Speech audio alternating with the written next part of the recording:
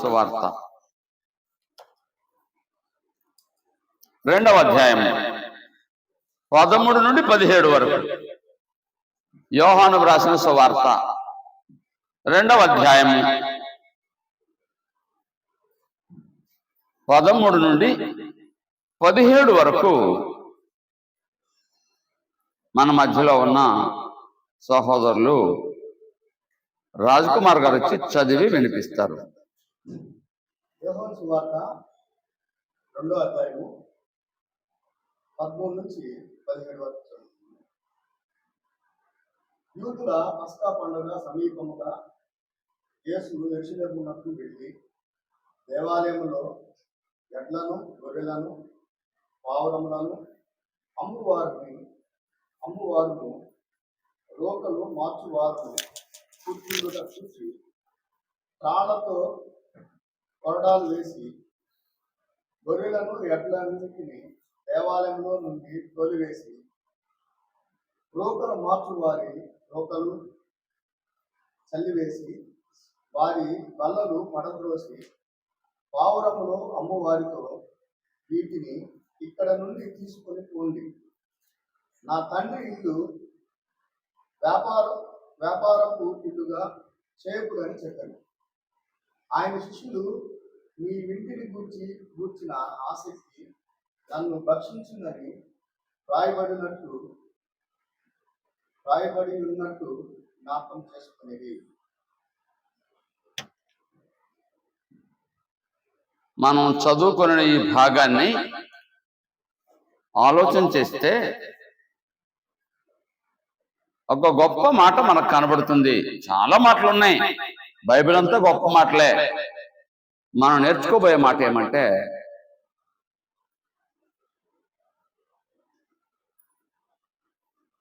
నీ ఇంటిని కూర్చున్న ఆసక్తి నన్ను భక్షిస్తుంది అని అంటాడు. అంటే చాలా మందికి ఆసక్తి ఉంటుంది, మరికొందరికి ఆసక్తి ఉండదు. ఆదివారం ఆరాధనకు వస్తారు, ఇది అందరూ చేసే పనే. తరువాత కార్యక్రమాల్లో చాలా మంది పాల్గొనరు. అంటే ఏమి లేదు, ఆసక్తి లేదు, అయిపోయింది కదా ఇంకోటి ఎందుకు అని ఆలోచనలో ఉంటారు. కొద్దిసేపు మనం ఆలోచించేద్దాం ఈ మాటని. సందర్భం ఏమంటే, మనం అనేక సార్లు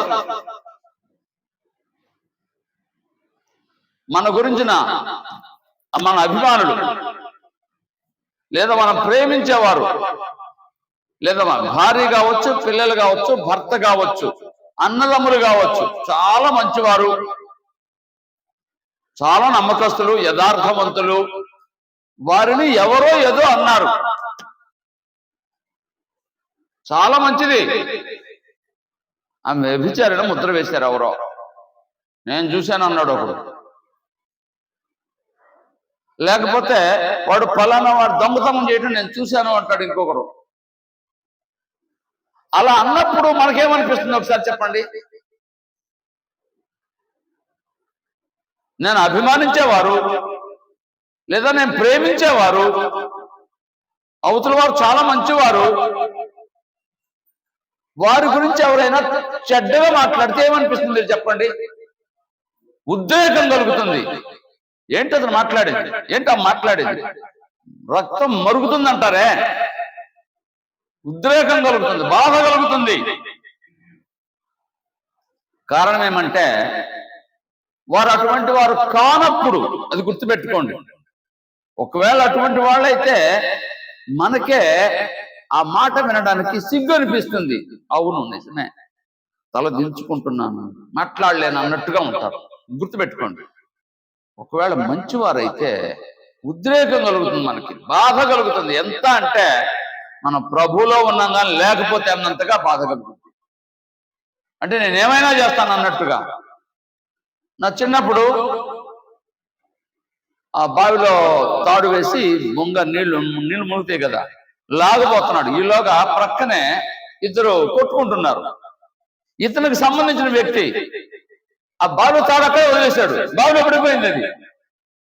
అంటే వాళ్ళ అన్నదమ్ముడు అవుతాడు అతను. ఎవరో వచ్చి కొట్టారు. అది వదిలిపెట్టి పరిగెత్తుకుంటూ వెళ్ళి వాడిని అటు ఇటు వాయించేశాడు. నేను అక్కడే ఉన్నాను. ఏంటి అంటే బొంక బావిలో పడిపోయింది కదా అంటే, అది పోతే మళ్ళీ తెచ్చుకోవచ్చు, నా అన్నదమ్ముడిని వాడు అనవసరంగా కొట్టాడని. నా చిన్న వయసు అది.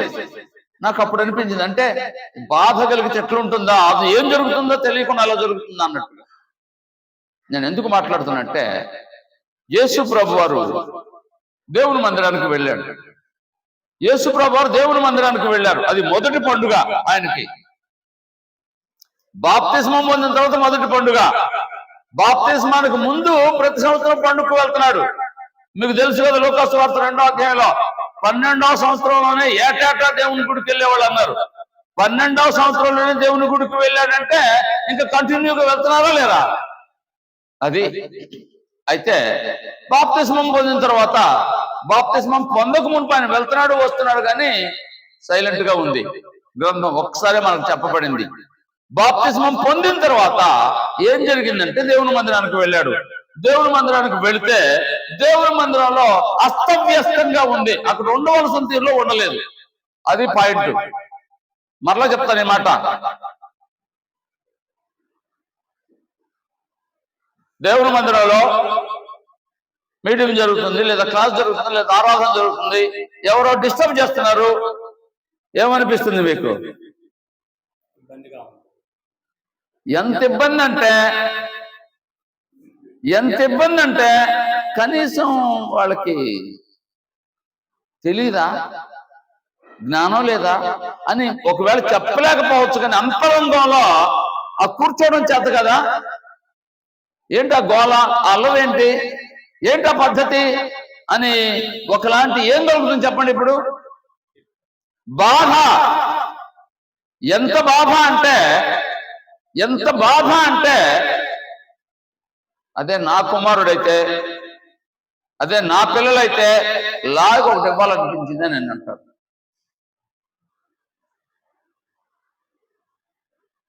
యేసు ప్రభు వారు దేవుని మందిరానికి వెళితే దేవుని మందిరం ఎలా ఉందంటే, దేవుని మందిరం అనే సంగతి ఒక్క నిమిషం వివరిస్తాను నేను. దేవాలయం ఉంటుంది ఇలాగా. దేవాలయం చుట్టూ ఒక ప్రాంగణం ఉంటుంది. ఆ ప్రాంగణంలోకి యూదులు మాత్రమే రావచ్చు. దేవాలయంలోకి యాజకులు మాత్రమే రావాలి. దేవాలయంలోకి. దేవాలయం వెలుపల ఒక ప్రాంగణం ఉంటుంది. అది యూదులు మాత్రమే రావాలి. అక్కడికి యూదులు మాత్రమే రావాలి. మరొక ప్రాంగణం ఉంటుంది, అక్కడికి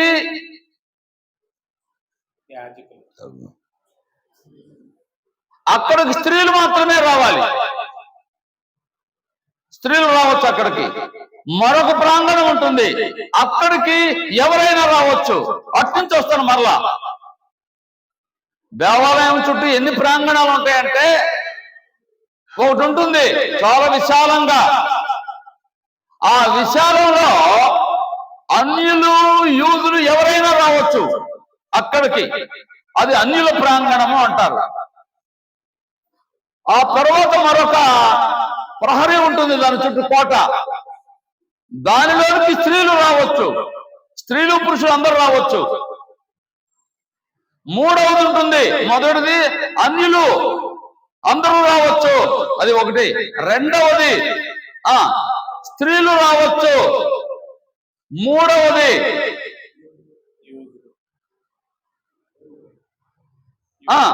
యూదులందరూ రావచ్చు. నాలుగవది లేవీలు రావచ్చు. లేవీలు మాత్రమే రావాలి అక్కడికి. ఆ తర్వాత మరొకటి ఉంటుంది, మందిరం యాజకులు రావచ్చు. ఇంకొకటి ఉంటుంది, అందులో మరలా 2 భాగాలు ఉంటాయి. యాజకులు, ప్రధాన యాజకులని. ఆ ప్రధాన యాజకుడు వెళ్ళేది అతి పరిశుద్ధ స్థలం. సంవత్సరానికి ఒకసారి మాత్రమే అక్కడికి వెళ్ళాలి ప్రధాన యాజకుడు. ఇటు నుంచి మరలా వస్తాను. ప్రధాన యాజకుడు వెళ్ళేది అతి పరిశుద్ధ స్థలం, అది మొదటిది అనుకుందాం. రెండవది మందిరము, అది ఎవరు రావచ్చు? యాజకులు మాత్రమే రావచ్చు మందిరంలోనికి. యాజకులు మాత్రమే. లేవీలు కాదు, యాజకులు మాత్రమే రావాలి. మూడవ ప్రాంగణంలోకి లేవీలు రావచ్చు. నాలుగవ ప్రాంగణంలోకి ఇశ్రాయేలీయులు రావచ్చు. ఐదవ ప్రాంగణంలోనికి స్త్రీలు రావచ్చు. ఆరవ భాగంలోనికి ఎవరు రావచ్చు? అందరూ రావచ్చు. అంటే అక్కడ ఆరవ ప్రాంగణం లేదా ఆరవ భాగంలో, ఆరవ కోర్టులో సరిగ్గా చెప్పాలంటే ఎవరైనా రావచ్చు, వ్యాపారం చేసుకోవచ్చు. ఇన్ని భాగాలు ఉన్నాయి, ఇన్ని హద్దులు ఉన్నాయి. 1, 2, 3, 4, 5, 6 ప్రధాన యాజకులు, లేవీలు, ఇశ్రాయేలీలు, స్త్రీలు, తర్వాత అన్యులు. ఇన్ని విధాలుగా ఉన్నాయి భాగాలు. అయితే యేసు ప్రభు వారు వచ్చేటప్పటికి, యేసు ప్రభు కాలంలో దేవుని మందిరం కట్టబడింది, ఇంకా కడుతూనే ఉన్నారు. అప్పటికి 46 సంవత్సరాలు అయింది మందిరం ప్రారంభించి. 46 సంవత్సరాలు అయింది అప్పటికి మందిరం ప్రారంభించి. గుర్తుపెట్టుకోండి, ఎన్ని సంవత్సరాలు వినేవాడు చెప్తాడు. యేసు ప్రభు వారు వచ్చేటప్పటికి మందిరం ప్రారంభించి ఎన్ని సంవత్సరాలు? 46 సంవత్సరాలు మొదలెట్టారు. ఇంకా పూర్తి కాల, ఇంకా 35 సంవత్సరాలు కడతారు తర్వాత దాన్ని.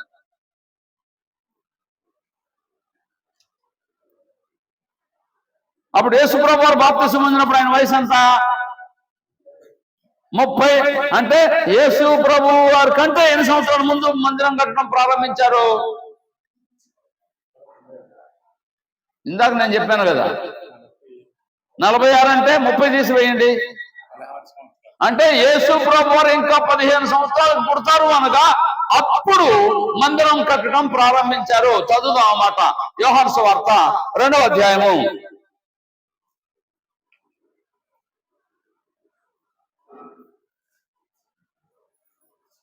20వ వచనం. యోహాను సువార్త 2వ అధ్యాయం 26వ వచనం.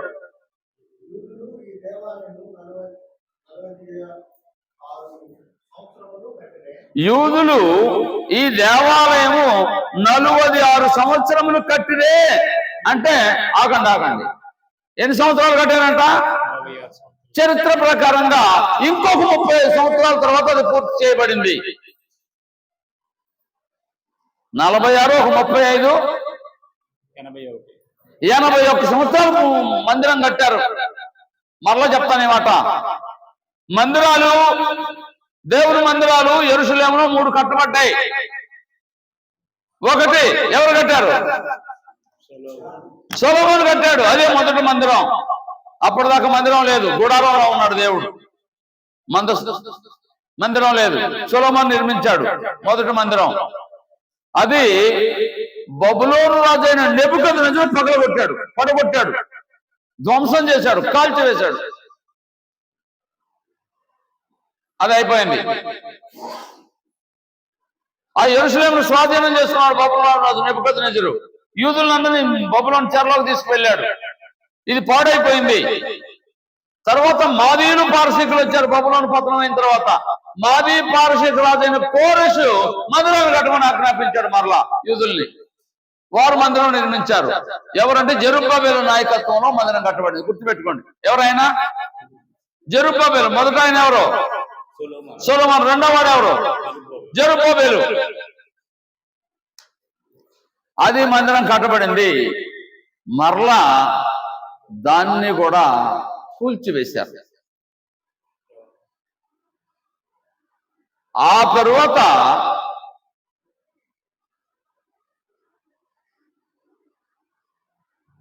ఈ మహాహేరోదు అంటారు. హేరోదు మందిరానికి హంగులు ఏర్పాటు చేశాడు. అయ్యా, ఈయన మంచివాడు, మన ప్రజలకు మందిరం కట్టించాడని చెప్తారు యేసు ప్రభు వారితో. ఎన్ని సంవత్సరాల నుంచి మొదలు పెట్టారు దాన్ని? 46 సంవత్సరాల నాడు మొదలెట్టి ఇంకా కొనసాగుతూ ఉంది. ఇంకా తర్వాత 35 ఏళ్ళు అది కొనసాగుతుంది. చెప్తాను ఆ మాట కూడా. అయితే విచారకరమైన విషయం ఏమంటే, సొలొమోను కట్టించిన మందిరం కూలిపోయింది. జెరుబ్బాబెలు ఏర్పాటు చేసిన మందిరాన్ని కూడా, అంటే యుద్ధాలు జరిగాయి ఎక్కువగా, పాడైపోయింది. తర్వాత మహాహేరోదులని బాగు చేయించాడు. ఇంచుమించుగా 81 సంవత్సరాలు దాన్ని పూర్తి చేయడం జరిగింది. ఆ తరువాత జాగ్రత్తగా మీరు వినాలి, ఇది హిస్టరీ. యేసు ప్రభువుకు ముందు ఎన్ని సంవత్సరాలు అని చెప్పుకున్న మందిరం ప్రారంభించి 16. యేసు ప్రభు వారు బాప్తిస్మం పొంది ఆయన మందిరానికి వచ్చేటప్పటికి 46 సంవత్సరాలు ప్రారంభించి.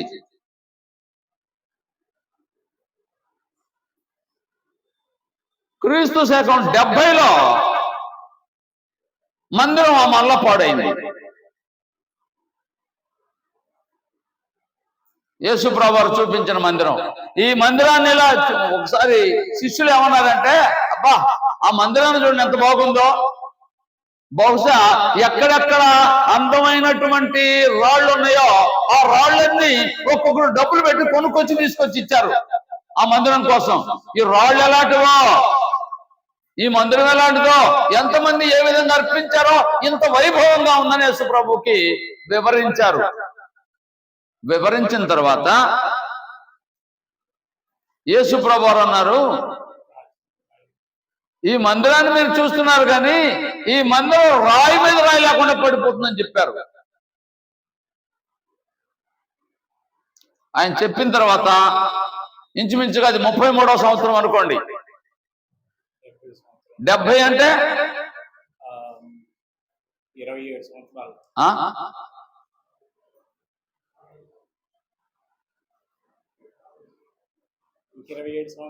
రైట్, ఇంకొక 27 సంవత్సరాలు. ఆయన చెప్పిన తర్వాత 27 సంవత్సరాలకు ఆ మందిరం పాడైపోయింది. నేను ఎందుకు మాట్లాడుతున్నానంటే, ఆ మందిరానికి వాడు ఇచ్చిన ప్రాధాన్యత దేవునికి ఇవ్వలేదు యూదులు. అసలు సొలొమోను ప్రపంచంలోనే దాని పేరేంటారంటే స్వర్ణ దేవాలయం, బంగారంతో తాపబడింది. అటువంటి దేవాలయం దేవుడికి ఇష్టమైందే కదా. దేవుని మందిరం దేవుడికి ఇష్టమా కాదా? ఆ మందిరాన్ని ఎందుకు పడగొట్టించాడు దేవుడు నెబుకద్నెజరు చేత? ఇశ్రాయేలు దేవుణ్ణి విడిచిపెట్టారు. చాలా మంది దేవుడు దేవుడు దేవుడు అంటారు కానీ దేవుడని పేరుకు మాత్రమే మాట్లాడతారు పెదవులతో, ఆచరణ ఉండదు. యూదులు చేసిన పని అదే, లేదా ఇశ్రాయేలు చేసిన పని అదే. అరే నన్ను విడిచిపెట్టి, నన్ను ప్రేమించడం విడిచిపెట్టి దేవుణ్ణి విడిచిపెట్టి దేవాలయాన్ని పూజ చేస్తున్నారు వీళ్ళు. దేవాలయానికి ఇచ్చిన ప్రాధాన్యత నాకు ఇవ్వట్లేదు అని దేవుడు బాధపడి ఆ మందిరాన్ని పడగొట్టించాడు. యేసుప్రభు వారు కూడా, ఇప్పుడు వద్దాం అక్కడికి, యేసుప్రభు వారు కూడా ఆ మందిరం ఎలా ఉండాలో అలా లేదు. ఇందాక చెప్పాను కదా, ప్రాంగణాలు, యాజకుడు అంటే ప్రధాన యాజకుడు, యాజకులు, లేవీయులు, యూదులు, స్త్రీలు, అన్యులను ఇన్ని విధాలుగా ఉంటుంది కదా. ఎక్కడ ఏది ఉండాలో అక్కడ లేదు. వ్యాపారం లాగా జరుగుతుంది. అంటే దేవుని మందిరం వ్యాపార కోణంలో చూస్తున్నారు, వ్యాపారానికి ప్రాధాన్యత ఇస్తున్నారు కానీ దేవునికి ఇవ్వడం లేదు. దేవుని కోసం బలులు ఇవ్వడానికి ఎక్కడెక్కడి నుంచో వస్తారు. అది ఆ మాట కూడా చెప్తాను. ప్రపంచ దేశాల్లో యూదులు ఎక్కడున్నా పస్కా పండుగ రావాలి. ఆ పండుగ వచ్చినప్పుడు వారు ఆ రోజుల్లో పశువులు మందలు ఉండేవి కదా, తొలుచూలు మందును దేవునికి ప్రతిష్ఠిస్తారు.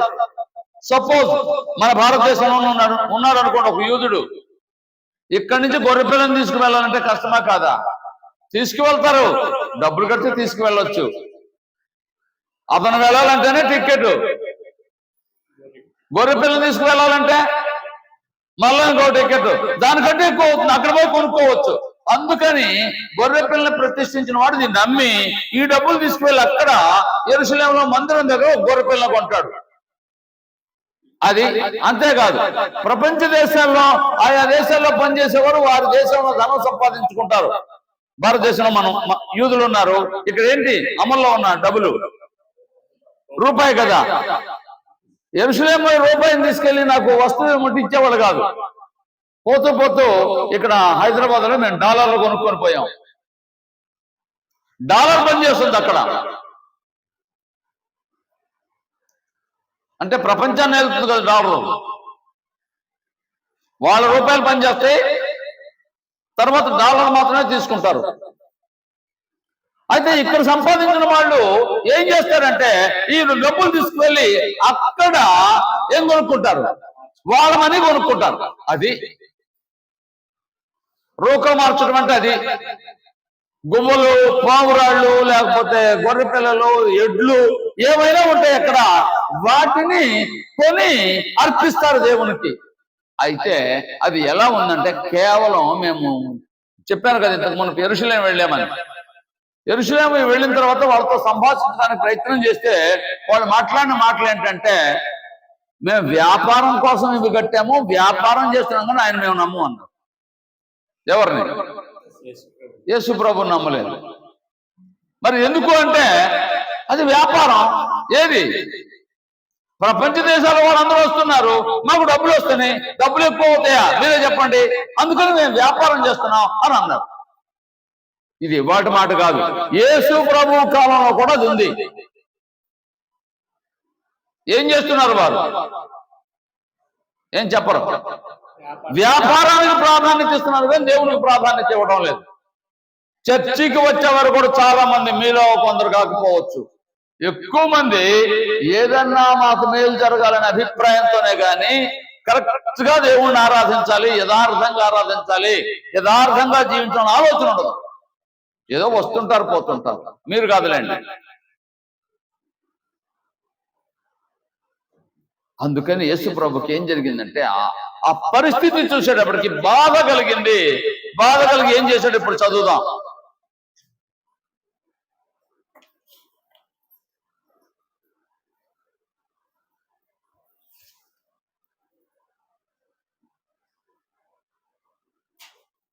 రెండవ అధ్యాయం యోహాను సువార్త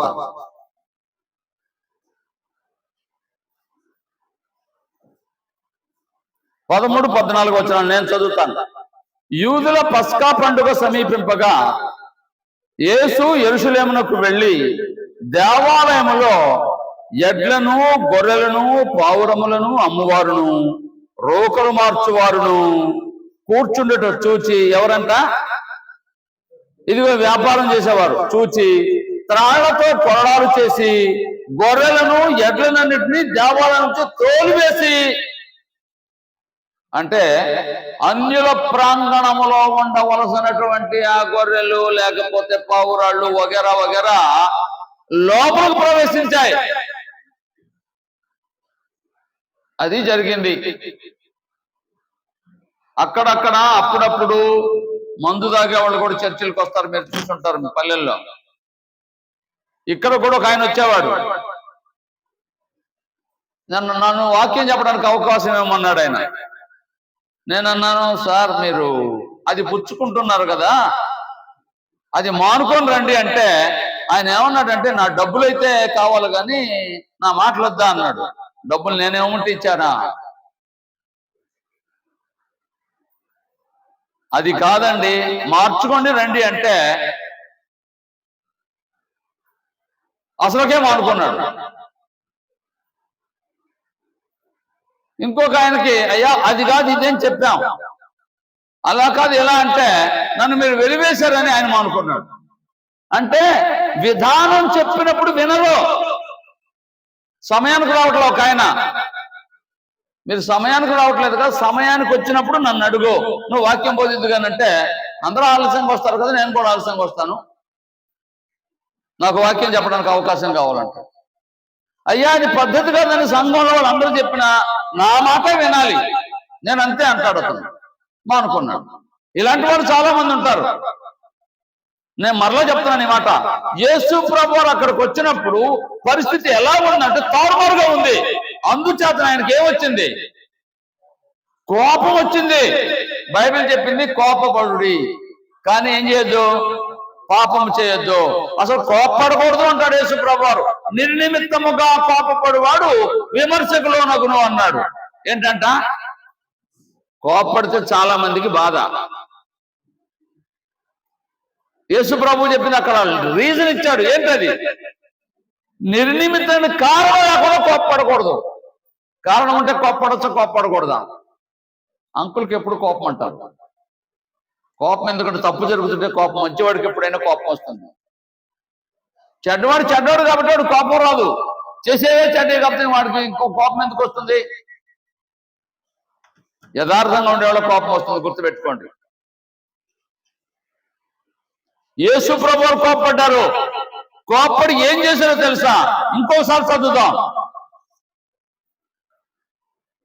ఎడ్లను, గొర్రెలను, గౌరవం అమ్మవారును, రోకలు మార్చువారును కూర్చున్నట్టు చూచి తాళ్లతో కొరడాలు చేసి గొర్రెలను ఎడ్లనన్నిటినీ దేవాలయమును తోలివేసి రోకలు మార్చువారి రోకలు చల్లివేసి, అబ్బా ఏంటి చల్లివేసింది? డబ్బులు ఎవరైనా భరేస్తారా? కింద పడితేనే నమస్కారం చేసి మరీ తీసుకుంటారు కదా. ఈయన చేసిన పని ఏంటి? విశ్రావతలు పడేశాడు. రోకలు చల్లివేసి వారి బలలు పడద్రోసి ఏం చేశాడు? బహుశా అక్కడ బల వేసుకొని కూర్చొని ఉంటారు అనమాట. మన భాషలో చెప్పాలంటే తన్ని అవతల పడేశాడు అంటారే, సినిమా హీరోలు చేస్తారే. బలలు పడవేసి చెప్పాడు, హెచ్చరిక చేశాడు. ఇదిగో వీటిని తీసుకొని వెళ్ళిపోయాడు. ఇక్కడ ఉండకూడదు, ఇవి ఎక్కడ ఉండాలో అక్కడే ఉండాలి, ఎక్కడ ఉండాలో అక్కడే ఉండాలి. చాలా సార్లు మనం చేసే పనులు ఏంటంటే ఎక్కడ వాళ్ళు అక్కడ ఉండరు. నీ స్థానం ఏంటో నీకు తెలియకుండానే మాట్లాడుతూ ఉంటాం. యేసు ప్రభు చెప్పిన పని ఏంటంటే ఇవి ఎక్కడ ఉండాలో అక్కడ ఉంచాలి, వ్యాపారం ఎక్కడ చేయాలో అక్కడ చేయాలి, కానీ ఇక్కడికి రాకూడదు అన్నట్టుగా వాటి తోలు వేసి పడవేసి చల్లివేసి తీసుకొని పోండి అని చెప్పేసి. అసలు కోపం ఎందుకు వస్తుందండి? కోపం రెండు రకాలు, మంచి కోపం, చెడ్డ కోపం. ఎప్పుడైనా విన్నారా మంచి కోపం, చెడ్డ కోపం అని? చెడ్డ కోపం ఏంటంటే, చదువుదాం ఆ మాటలు.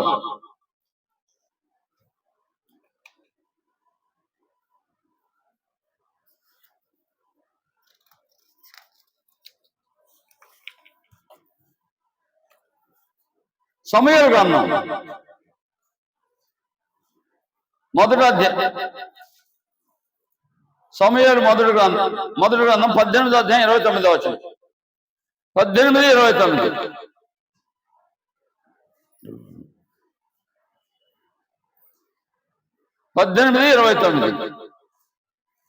దావీదునకు మరి ఎక్కువగా భయపడి ఎల్లప్పుడూ దావీదు మీద విరోధంగా ఉండెను. ఇదేంటండి? ఇంకోసారి చదువుదాం.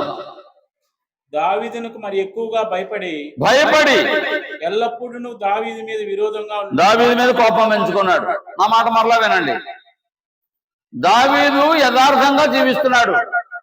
దావీదు రాజైన సౌలు ఏం చెప్తే ఆ పని ఖచ్చితంగా నమ్మకంగా చేస్తున్నాడు, యథార్థంగా చేస్తున్నాడు.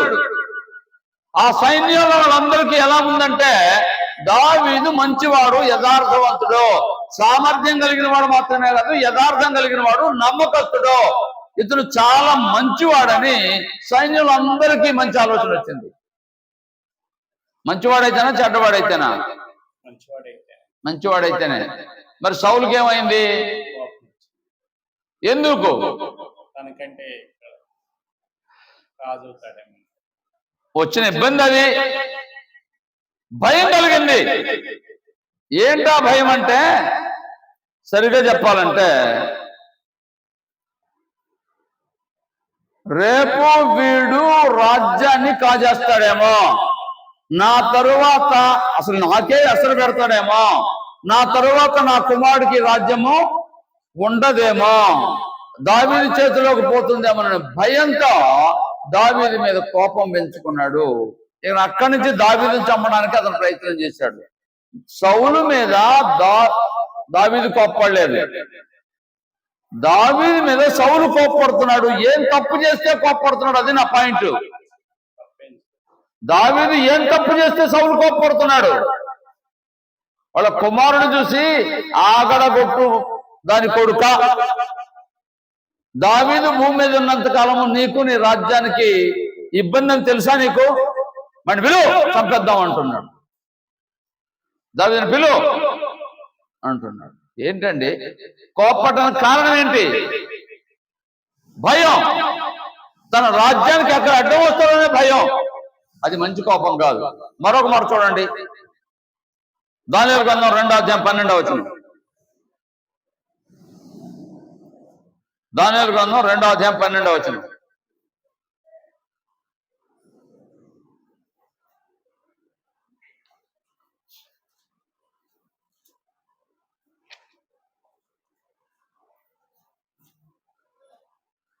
అందుకు రాజు కోపం తెచ్చుకుని అత్యాగ్రహం గలవాడై బబులోనిలోని జ్ఞానులందరినీ సంహరింపవలనని ఆజ్ఞ ఇచ్చెను. వినండి, ఇక్కడ ఒక ఆయన కోపం వచ్చింది, మామూలు కోపం కాదు. ఒక కలగా అన్నాడు, కళకు అర్థం చెప్పమంటున్నాడు. కళ ఏంటో చెప్పండి, కళకు అర్థం చెప్తామంటున్నారు వారు. కళ మర్చిపోయాను. వినండి మాట, రాత్రి నాకు కళ వచ్చింది. నాకేం కళ వచ్చింది మీరు ఎవరైనా చెప్పగలరా? చెప్పలేదు. రాజుగారు, నేను రాత్రి కలగన్నాను, ఆ కలకార్థం చెప్పమని అడుగుతున్నాడు. వాళ్ళు అన్నారు, అయ్యా మీకు ఏం కలగన్నారో చెప్తే అర్థం చెప్తాం కొంత అయినా అని అంటున్నారు. కళకు మీరు ఎలాగ అర్థం చెప్తారో? నాకు ఏం కళ వచ్చిందో మీరు చెప్పాలి, కళకు అర్థం చెప్పాలంటాడు. ఇది ఎవరి వల్ల కాదయ్యా అన్నారు. అయితే వల్ల కానప్పుడు ఈ శాఖ ఎందుకు? మీరు ఎందుకు డబ్బు జీతం తీసుకున్నారు, అందుకని మిమ్మల్ని అందరం చంపేస్తానని ఆజ్ఞ జారీ చేశాడు. ఈ వార్త దానియేలుకు తెలిసింది. దానియేలు గారు మరలా కబురు పంపితాయా, వాళ్ళ వలన కాదు, నాకు సమయం ఇస్తే నేను చెప్తానని చెప్పి వాళ్ళని చంపొద్దని రిక్వెస్ట్ చేస్తే రాజుగారు అంగీకరించారు. ఇక్కడ ఆయన కోపం ఎందుకు వచ్చింది చెప్పండి? కళ భయంకరంగా ఉంది, తనకేమి సంభవిస్తుందోనని భయం. అది భయం, అది భయం వల్ల కోపం వచ్చింది. అభద్రత వల్ల కోపం వస్తుంది, భయం వల్ల కోపం వస్తుంది. అంతేకాదు, అనుకున్నది జరగకపోతే కూడా కోపం వస్తుంది. చూద్దాం అన్నమాట. మళ్ళా సమూయేలు జరగొద్దాం. సమూయేలు గ్రంథం 20వ అధ్యాయం 30వ వచనం. మొదటి గ్రంథం, సమూయేలు మొదటి గ్రంథం 20వ అధ్యాయం 30వ వచనం.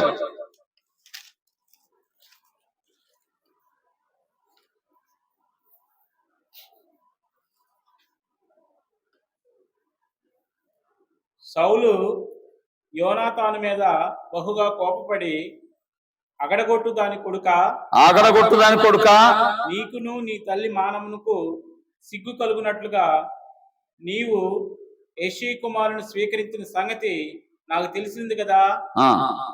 యెష్షయి కుమారుడు భూమి మీద బ్రతుకున్నంత కాలము నీకైనను నీ రాజ్యమునికైనను స్థిరత కలదు కలగదు కదా. చాలండి.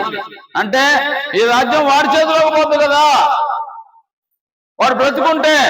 అందుకని వాడిని చంపాలని నేను అనుకుంటే వాడికి నువ్వు సహాయం చేస్తున్నావు, అందుకే నాకు కోపం వచ్చింది అంటున్నాడు. మంచికి సహాయం చేసేవాడి మీద కూడా కోపం వస్తుందండి, చెడ్డవాళ్ళకి. నా మాట మరలా వినండి. యోనాతాను అనేవాడు సౌలు కుమారుడు. యోనాతాను దావీదు పక్షంగా చేరాడు. మామూలుగా ఎవరి పక్షం చేరాలి? తండ్రి పక్షంగా చేరాలి. తండ్రి పక్షంగా చేరలేదు. ఎవరి పక్షంగా చేరాడు?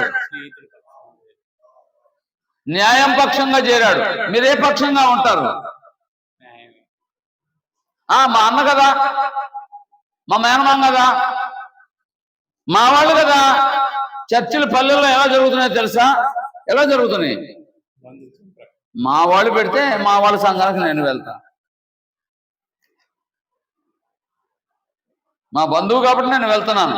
అరే మనం బాపతి ఎట్లా వాడు బ్రతికేది? వాడు బ్రతకడానికి వీళ్ళు చర్చకి వెళ్తుంది. దేవుని కోసం కాదు, పరలోకం కోసం కాదు.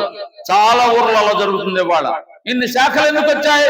కేవలం మనవాడు, మావాడు లేదా నావాడు అనే భావనతో చర్చలకు వెళ్తున్నారు. ఇదిగో సౌలు దావీదు మంచివాడైతే దావీదుని చంపడానికి ఎందుకు ప్రయత్నం చేస్తున్నాడు అంటే, దావీదు ఉంటే నా రాజ్యానికి అడ్డొస్తాడు, నా కుమారుడు నా తర్వాత రాజు కాడు, వీడిని చంపితే నా కుమారుడే రాజు అవుతాడు. అది నేరుగా చెప్తున్నాడు సౌలు. భయం వలన, అభద్రత వలన, లేకపోతే ఇంకోటి చెప్పాను, అనుకున్నది జరగకపోతే కూడా కోపం వస్తుంది. ఈ కోపం సరైనది కాదు. మరో కోపం ఉంది. ఆ కోపం ఏంటంటే చదువుదాం. ఇర్మియా గ్రంథం 52వ అధ్యాయం 3వ వచనం. ఇర్మియా గ్రంథం 52:3.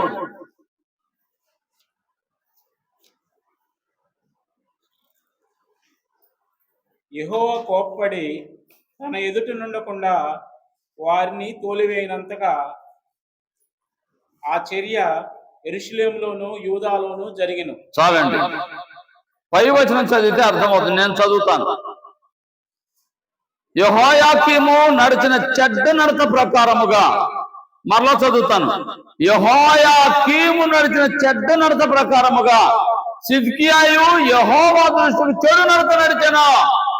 యూదా రాజులండి వీళ్ళిద్దరూ. ఎటువంటి నడత నడిచారట? దేవుని దృష్టికి చెడ్డ నడత నడిచారు. అందుకని దేవుని కోపం వారి మీదకి వచ్చింది. అయ్యా, అమ్మా, నీ ప్రవర్తన సరిగా లేకపోతే, నీ నడత సరిగా లేకపోతే, నీ భాష సరిగా లేకపోతే, నీ తీరు సరిగా లేకపోతే ఏమైనానండి దేవునికి కోపం వస్తుంది. యూదా రాజులు సరిగా ప్రవర్తించలేదు, వారి నడత సరిగా లేదు. ఏం జరిగింది? దేవునికి కోపం వచ్చింది. కోపట్టం తప్ప ఒప్ప?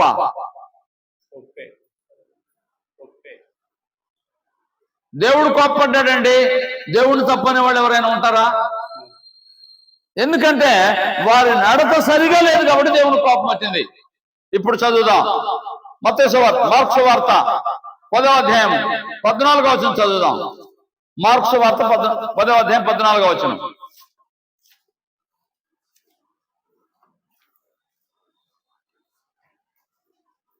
మార్క్స్ వార్త 10వ అధ్యాయం 14వ వచనం. యేసు అది చూసి కోపపడి చిన్న బిడ్డలు నా యొద్దకు రానీయుడి. చాలండి. యేసు ప్రభువు కోప్పడ్డారా? ఎందుకు కోప్పడ్డారు? యేసు ప్రభు దగ్గర శిష్యులు ఉన్నారు. కొంతమంది తల్లిదండ్రులు చిన్నపిల్లలను తీసుకొని యేసు ప్రభు దగ్గర రావడానికి ప్రయత్నం చేస్తున్నారు. యేసు ప్రభు శిష్యులు అక్కడ నుండి ఆగండి ఆగండి ఆగండి ఆగండి ఆగండి ఆగండి అని చెప్పి ఆటంకం చేస్తున్నారు. యేసు ప్రభు చూశారు. ఆగండి, ఏం చేస్తున్నారు మీరు? ఏం చేస్తున్నారు మీరు? వారు ఎందుకు తీసుకొస్తున్నారు పిల్లల్ని? నేను ముట్టాలని, వారిని ఆశీర్వదించాలని వారి తల్లిదండ్రులు కోరుకుంటున్నారు. చిన్నపిల్లలు మీరు నా దగ్గర రాకుండా ఆటంకం చేస్తున్నారు అని వారి మీద కోప్పడ్డాడు. అంటే దేవుని పనికి ఆటంకం కలుగు చేస్తే, ఆశీర్వదించబడటానికి ఎవరైనా వస్తుంటే ఆటంకం కలుగు చేస్తే యేసు ప్రభువు ఏం చేశారు? కోప్పడ్డారు. నీవు కూడా ఎవరికైనా ఆటంకంగా ఉన్నావేమో, నీ పొరుగు వారికి ఆటంకంగా ఉన్నావేమో. ఒక సందర్భం చెప్తాను జ్ఞాపకం చేయడానికి. జక్కయ్య యేసు ప్రభువుని చూడాలనుకున్నాడు. జక్కయ్య యేసు ప్రభువుని చూడాలనుకున్నాడు. యేసు ప్రభువుని చూడాలనుకుంటే ఆయన చుట్టూ జనాలు ఏమయ్యారు? ఆయనకి ఆటంకంగా ఉన్నారు. ఇదేంట్రా బాబు, చూడాలనుకున్న వాళ్ళు చూడనివ్వాలి కదా. నీ ప్రవర్తన సరిగా లేకపోతే నువ్వు ఇతరులకు ఆటంకంగా ఉంటావు, అభ్యంతరంగా ఉంటావు. అభ్యంతరములు రాకమానవు. ఎవరి వలన వచ్చిన ఆ మనుషునికి శ్రమ. జాగ్రత్త. చాలా మంది భర్తకు ఆటంకంగా ఉంటారు, లేదా భార్యకు ఆటంకంగా ఉంటారు, లేదా పిల్లలకు ఆటంకంగా ఉంటారు, లేదా తల్లిదండ్రులకు ఆటంకంగా ఉంటారు, పొరుగునున్న వారికి ఆటంకంగా ఉంటారు. జక్కయ్యని వారు ఎవరు యేసు ప్రభు చూడకుండా ఆటంకం చేసినట్టుగా, ఇదిగో యేసు ప్రభు శిష్యులే ఆ పిల్లలు వస్తుంటే ఆటంకం చేసినట్టుగా నీవు ఆటంకంగా ఉన్నావేమో. నీ మీద కూడా యేసు ప్రభు కోపం వస్తుంది. నీ ప్రవర్తన సరిగా లేకపోతే దేవునికి నీ మీద కోపం వస్తుంది. నీవెవరికైనా ఆటంకంగా ఉంటే నీ మీద యేసు ప్రభు కోపం వస్తుంది. యేసు ప్రభు కోపపడటానికి కారణం ఏంటంటే వారు ఆటంకంగా ఉన్నారు. స్నేహితుడా, ఒకసారి నువ్వు ఆలోచించు. ఆటంకంగా ఉండొద్దు. నువ్వు కష్టమైన ఇబ్బంది అయినా వాళ్ళకి ఆటంకం చేయవద్దు. ఒకసారి నిన్ను నువ్వు ఆలోచించుకో. భర్తకు ఆటంకంగా ఉన్నావా? భార్యకు ఆటంకంగా ఉన్నావా? పిల్లలకు ఆటంకంగా ఉన్నావా? నేను చాలాసార్లు చెప్పాను, మరలా చెప్తాను ఈ మాట, మర్చిపోలేని మాట. ఒక కుటుంబం ఉంది పట్టణంలో. చర్చికి వస్తుంది ఆవిడ, ఇప్పుడు చనిపోయింది ఆమె. అప్పుడప్పుడు ఆ కుటుంబాన్ని మేము దర్శించేవాళ్ళం అని పిలిచినప్పుడు, ఎందుకంటే ఇది ప్రార్థనకు వస్తుంది అంటాడు ఆయన. ఆ ముందే ఆమె నవ్వుద్ది, ఏం తప్పు చేశానని అనలేదు. నువ్వు ఎప్పుడైనా ఎవరైనా అడిగితే నేను ఎక్కడైనా ఎప్పుడైనా తప్పు చేశానా నువ్వు అడగలవా? నిద్రపోయేవాళ్ళని లేపండి ప్రక్కన ఉన్నవాళ్ళు, లేపనైనా పర్వాలేదు. నువ్వు ఎప్పుడైనా నేనేం చేశానో, నన్ను ఎందుకు అంటున్నారో అని నువ్వు నిలదీయగలవా? అయిపోయిందిలే, అప్పుడెప్పుడో చేశానులేని కాదు. ఇక మీదటైనా జాగ్రత్త వహించడానికి ప్రయత్నం చేయాలి. దేవుని కోపం లేదు, యేసుప్రభు కోపం నీ మీదకి రాకుండా ఉండాలంటే. యేసుప్రభు వారు కోపడడానికి కారణం ఏమంటే, అక్కడ ఉండవలసిన స్థితి సరిగా లేదు. నీ కుటుంబం ఎలా ఉందో ఒకసారి ఆలోచన చేసుకో, నీ జీవితం ఎలా ఉందో ఒకసారి ఆలోచన చేసుకో. యేసుప్రభు కోపడ్డాడంటే ఆయనే కోపడ్డొద్దని చెప్పాడు, మరలా ఆయనే కోపడ్డాడంటే కారణం ఏంటి? కారణం లేకుండా కోపడ్డ దేవుడు. కారణం ఉంటే కోపపడాలి, కోపపడాలి. కోపపడకపోతే పరిస్థితులు చక్కబడవు. ఎవరో ఒకరు ఉండాలి. సామెత, పెద్దోడు సామెత చెప్తారు, పిల్లి మెడలో గంట కట్టేవాళ్ళు ఎవరని. ఎవరో ఒకరు కట్టకపోతే గోలే. ఎవరో ఒకరు ముందుకు రాలేదు. యేసుప్రభు చేశాడు ఆ పని, పౌలు చేశాడు ఆ పని, పేతురు చేశాడు ఆ పని. అయ్యా ఇది తప్పు అని. మీ మాట వినమంటారా దేవుని మాట వినమంటారా అన్నాడా పేతురు? ఏంటండి ఆ ధైర్యం?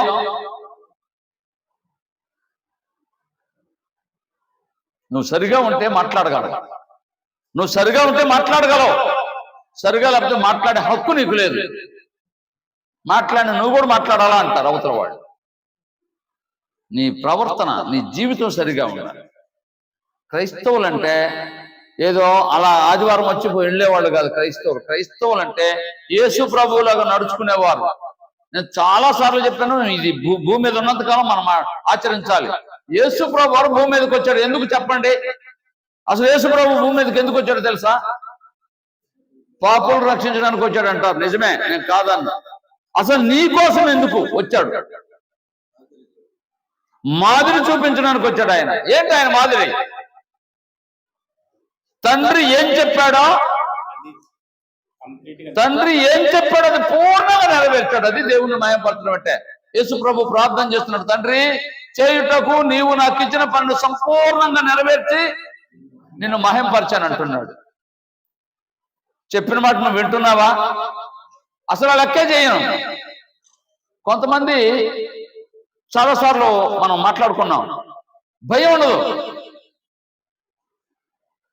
నాన్నగారు అమ్మగారు పిలిచారు అనుకోండి, రే రమ్మని, ఏం చేస్తారు? వాళ్ళు అనే మాట ఏంటి? వస్తున్నాను ఉండు అంటారు. ఎక్కడుండమని?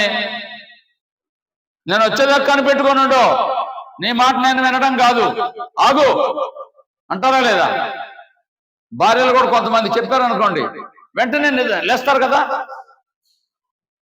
అంత తొందర అవసరమా ఆయనకి? ఉన్నారో లేదా అటువంటి వాళ్ళు? మీరు కాదు, పిల్లలు ఉన్నారు, భార్యలు ఉన్నారు. వీళ్ళు వాక్యం విన్నారు అనుకోండి, వాక్యం ఎలా చెప్పిందా, అయ్యో నేను పొరపాటు పడ్డాను, ఎప్పుడైనా భయపడి బాధపడి పొరపాటు అయిపోయిందండి క్షమించండి, ఇక మీదట ఎప్పుడు అలా ఆలోచించను అని అటువంటి స్థితిలో ఉన్నారా? ఎవరైనా చెప్పేది అంతేలేని, చెప్పడం ఈజీ కానీ అంటారా అనరా? చెప్పినంత సులువుగా ఆచరించడం అమ్మో చాలా కష్టం. కష్టమని మనం అనుకుంటున్నాం. యేసు ప్రభువు చెప్పండి, నా కాడి సులువు, నా భారము తేలికన్నాడా, సులువు అన్నాడా? రెండు అన్నాడు. భారం అన్నాడా, కష్టం అన్నాడా? ఏం చెప్పరు. మరి ఆయన తేలికంటే నువ్వేం భారం అంటావు? ఆయన సులువు అంటే అమ్మో కష్టం అంటావేంటి? క్రైస్తవ మార్గం సులువే. నీకు భారం అనిపించిందేమో, నీకు అర్థం కాకపోతే భారమే. నువ్వు అలవాటు చేసుకుంటే భారం కాదు, అలవాటు చేసుకోవాలి. అలవాటు చేసుకోవాలి. అలవాటు లేకపోతే భారమే. అలవాటు చేసుకోవాలి. క్రైస్తవుడు అంటే నేర్చుకునేవాడు, అలవాటు చేసుకునేవాడు, ఆచరించేవాడు. యేసు ప్రభువారు ఎంత పెందలకాళ్ళు ఇచ్చేవాడు. చాలా సందర్భంగా యేసు ప్రభు భూమి మీదకి ఎందుకు వచ్చాడు? మనకు మాదిరి జీవితం జీవించడానికండి. పేతురు చెప్తున్నాడు, ఆయన కూడా బాధపడి మనము తన అడుగు జాడలో నడుచుకునవలనని ఎవరు పూర్తి చేస్తారు? మాదిరి ఉంచిపోయాను. యేసు ప్రభు మాదిరిలో మనం నడవాలి. నాకైతే కష్టం కాదండి, మీకు కష్టంగా ఉందేమో. అలవాటు చేసుకోవాలి. అన్యుల మధ్యలో నేను ఉంటున్నాను, వాళ్ళు ఎవరు నన్ను ఇబ్బంది పెట్టలేదు. ఎందుకు ఇబ్బంది పెట్టలేదు? మీరు వాళ్ళని నేను మంచోడని కాదు, బడాయని కాదు, తగినట్టుగా ఉంటే ఇబ్బంది పెట్టరు. గోల్ చేస్తే, వాళ్ళకి ఇబ్బంది కలుగు చేస్తే వాళ్ళు ఇబ్బంది పెడతారా లేదా? నేను మరలా చెప్తున్నాను ఈ మాట. యేసు ప్రభువు ఎవరికైనా ఇబ్బంది పెట్టాడా? బోధ చేశాడు. బోధ వేరు, మరలా జీవితం వేరు. బోధ సూటిగా మాట్లాడారు, మన జీవితాలు సూటిగా ఉండాలి, మన బోధ సరిగా ఉండాలి. ఎక్కడికక్కడ అయ్యా అన్ని అట్లా పట్టించుకుంటే ఎట్లా? చూసి చూడనట్టు పోవాలనే వాళ్ళు ఉంటారు. చూసి చూడనట్లు పోవాలంటే మీ ఇంట్లో ఏదైనా తప్పు జరిగితే చూసి చూడనట్టు పోతావా? అక్కడ మాత్రం కాకూడదు, దేవుడి దగ్గర మాత్రం కావాలి. నేను మరలా చెప్తున్నాను ఒక్క మాటే. యేసు ప్రభు కోప్పడ్డాడు. ఎందుకు? అక్కడ ఉండవలసిన తీరులో లేదు. నీ కుటుంబం కూడా ఎలా ఉండాలో అలా ఉంచుకోవడానికి ప్రయత్నం చేయి. మాట్లాడటం కాదు, ఏదో చెప్పడం కాదు, నేను అంతా ఇంత అని. నువ్వు జాగ్రత్త జీవించాలి, భయం కలిగి జీవించాలి. లేకపోతే ఎప్పుడైనా పిల్లల్ని శిక్షించావా? ప్రేమ ఎక్కువ మనకి, మురిపం అంటారు. గోల్ చేయకూడదని చెప్పరు. పిల్లలు గోల్ చేయకుండా ఎట్లా ఉంటారంటారు. నేను కఠినంగా ఉండొచ్చు మీకు మాటలు. పిల్లలు ఎంత మంచి వాళ్ళు అంటే గుర్తుపెట్టుకోండి, పిల్లలు ఎంత మంచి వాళ్ళు అంటే ఏం చెబితే అది చేస్తారు. ఏం చెబితే అది చేస్తారు, ఏమి నేర్పిస్తే అది నేర్చుకుంటారు. మీకు చేతనైతే, నేర్పించడం చేతనైతే, మేధావులు చెప్పే మాట ఏంటంటే చిన్న వయసులో అనేక భాషలు నేర్చుకోవచ్చు అంట పిల్లలు. పివి నరసింహారావు గారు మన తెలుగు వాళ్ళలో ఆయనకు వచ్చిన భాషలు ఎవరికి రావు. ఆయనకు వచ్చిన భాషలు ఎవరికి రావు మన తెలుగు వారిలో. ఎలా జరిగి సాధ్యమైంది? నేర్చుకున్నాడు. వారి తల్లిదండ్రులు నేర్పించారు, ఆయన నేర్చుకున్నాడు, గొప్పవాడాడు. మన తెలుగు వారిలో ప్రధానంగా గొప్పతనమా కాదా? మనకి ఆయన్ని బట్టి, నిన్ను బట్టి దేవునికి ఘనత రావాలి, నిన్ను బట్టి నీ కుటుంబానికి ఘనత రావాలి, నిన్ను బట్టి ఇతరులు దేవుని దగ్గరికి ఆకర్షించబడాలి.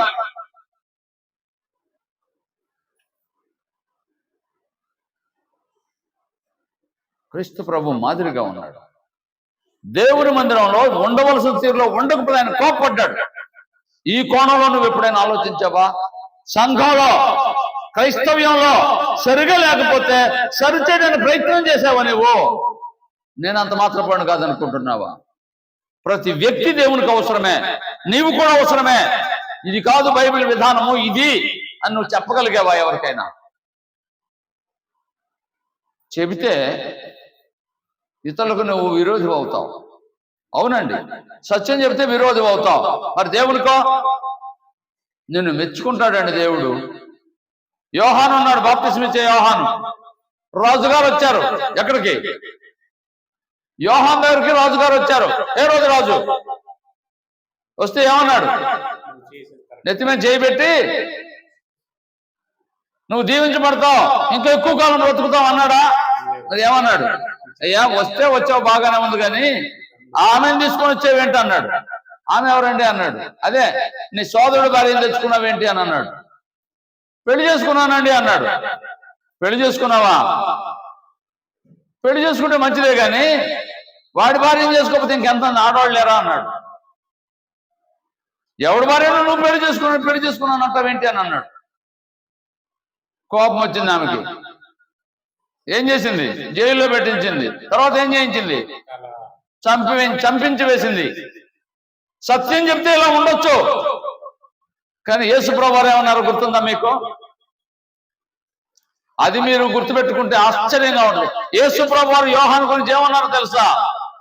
స్త్రీలు కనిన వారిలో బాప్తిస్మిచ్చి యోహాను కంటే గొప్పవాడు పుట్టలేదు అన్నాడు. అబ్బా, యోహానుకి ఎంత ఆధిక్యత ఇచ్చాడంటే ఒకసారి ఆలోచించండి. ఎందుకు?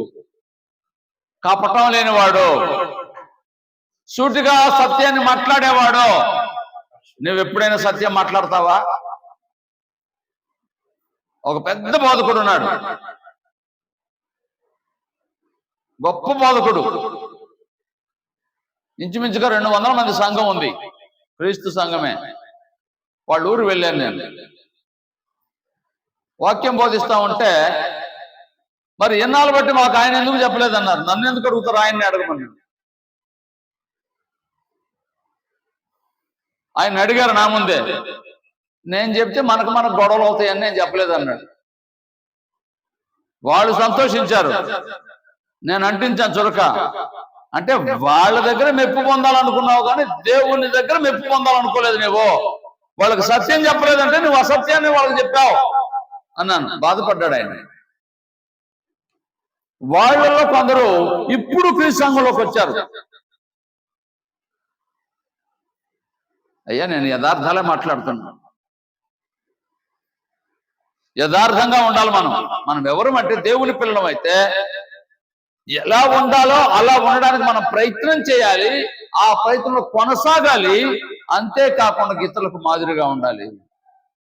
అది సాధ్యం కాదులని అంటే యేసు ప్రభువుకు సాధ్యమైంది.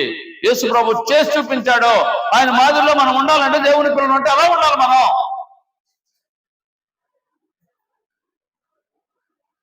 నేను చెప్పిన మాట ఒక్క మాటే. ఏది ఎలా ఉండాలో అలా ఉండకపోతే నీకేం కలగాలి? యేసు ప్రభు లాంటి దృష్టి నీకు రావాలి. ఏంటి ఆ దృష్టి అంటే, నీ ఇంటిని గురించిన ఆసక్తి నన్ను భక్షించుచున్నది. నీకు అసలు ఆ ఆలోచన ఉందా? ఎవరికో విరోధులు అవుతారని భయపడకండి. యేసు ప్రభు వారిని యూదుల నాయకులు విరోధులుగా చూశారా, మంచివాడుగా చూసారా? చెప్పండి. ఎక్కడ దొరుకుతాడా, ఎక్కడ చంపాలని చూశారు. ప్రాణం పెట్టడానికి వెనకాడలేదు. యేసు ప్రభు అయితే దేవుని కుమారుడు కాబట్టి అలా జరిగిందండి అని అంటారేమో. ఒక మాట పెట్టి చెప్తాను, జాగ్రత్తగా వినండి. అపోస్తలుడైన పౌలు గారికి యేసు ప్రభు కంటే ఎక్కువ విరోధులు ఉన్నారు. మీకు తెలుసా? ప్రపంచంలో ఎక్కడికి పోయినా పౌలుకు విరోధులు ఎక్కువయ్యారు. ఎందుకో తెలుసా? ఆయన ఏం చేశాడు? సత్యం చెప్పాడు. సత్యం చెప్పినందువలన ప్రపంచంలో ఉన్నటువంటి యూదులందరూ ఆయనకు వ్యతిరేకమయ్యారు. కానీ దేవుడు చెప్పిన మాట ఏంటో తెలుసా? దేవుడు చెప్పిన మాట ఏంటి? ఎవరు చెప్తారు?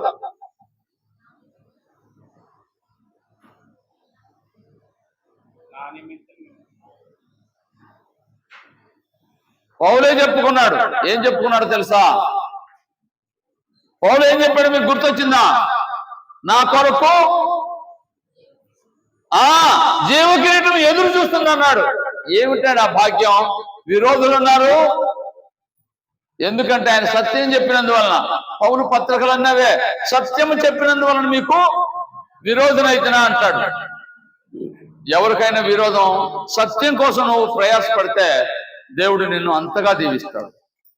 ఎంత అంటే పౌలు నీతి కిరీటం, జీవ కిరీటం, లేకపోతే ఇంకా ఎన్ని కిరీటాలు ఉన్నాయో నాకు తెలియదు. వాటన్నిటిని పొందడానికి పౌలు సిద్ధంగా ఉన్నాడు. నీవు అలా సిద్ధంగా ఉండాలని మనం చేస్తున్నాను. నేను ఒక్క మాట చెప్తున్నాను. యేసు ప్రభు వారు ఎందుకు కోపపడ్డారు అంటే దేవుని మందిరంలో ఉండవలసిన తీరుగా ఉండలేదు కాబట్టి కోపపడ్డాడు.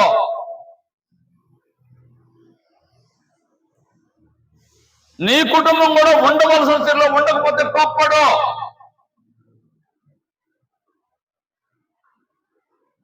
బోధవ క్రైస్తవ్యంలో కూడా ఎక్కడైనా లోపాలు జరిగితే చేతనైనంత వరకు, నీ చేతనైనంత వరకు సత్యం చెప్పడానికి ప్రయత్నం చేయి.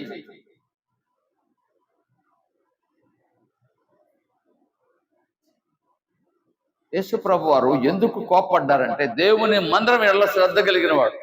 నీ ఇంటిని కూర్చున్న ఆసక్తి నన్ను భక్షించున్నదని చెప్పినట్టుగా ఆసక్తి, నీకు ఆ ఆసక్తి ఉందా? ఆయన దేవుని కుమారుడు, నీవు దేవుని కుమారుడివే, దేవుని కుమార్తెవే, నీకు ఆ ఆసక్తి ఉందా? అయితే వారసురాలువే, వారసుడివే. ఆయనలాగా జీవించకపోతే, ఆయనలాగా ప్రవర్తించకపోతే, ఆయనలాగా మాట్లాడకపోతే, ఆయనలాగా ఖచ్చితంగా ఉండకపోతే నిత్య జీవం పొందడం సాధ్యం కాదు. ఖచ్చితంగా ఉండడానికి అలవాటు చేసుకోవాలి. ఏ ఎండ కాకూడదు కాదు, సందర్భాన్ని బట్టి వంగిపోవడం కాదు, యథార్థంగా ఉండడానికి ప్రయత్నం చేయాలి. మనం చేస్తూ శ్రద్ధగా వినందుకు మిమ్మల్ని అభినందిస్తూ ముగిస్తున్నాను. అందరికి వందనాలు.